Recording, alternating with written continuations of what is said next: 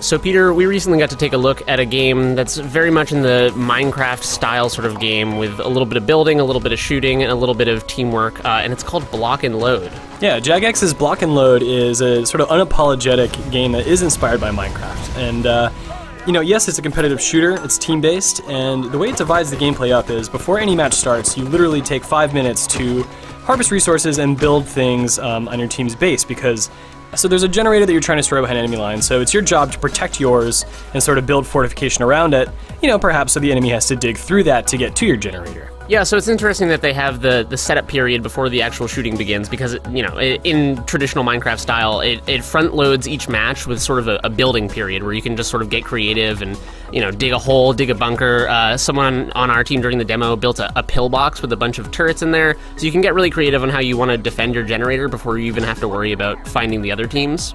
Right, and so after the building phase, the match starts, and teams are comprised of different classes of characters, and some of these characters include a rainbow lookalike, a sort of a tank-like giant robot, and there's even a quick little ninja-type character.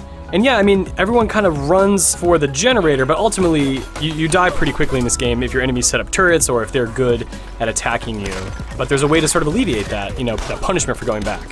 Yeah, so it's possible to build sort of similar to the TF2 Engineers teleporters. You can build spawn points throughout the map. So it's interesting because you can dig down like Minecraft. You can sort of dig into the hills or, go straight down and just build these teleporters wherever and try to hide them as best you can. And it's a really interesting tactic to sort of flank around the enemy, build a spawn point behind them and hide it really well. And then you can basically just spawn in right on their base.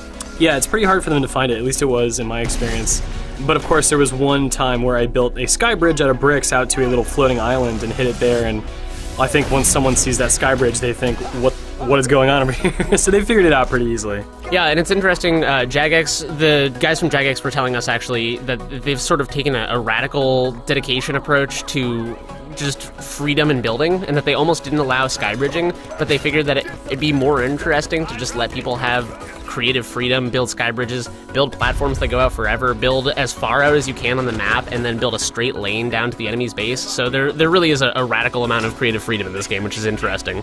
Yeah, and I'm not necessarily a big fan of Minecraft, but pairing it with a sort of team-based competitive shooter game, I think that it helps sort of give it more legs in a sense, the building and harvesting. Yeah, I am not a Minecraft fan either, but it was interesting for me to have sort of the Lego creative approach to a game like this, but with the motivation of another team competing against you, shooting each other, and sort of a MOBA style base capture mode.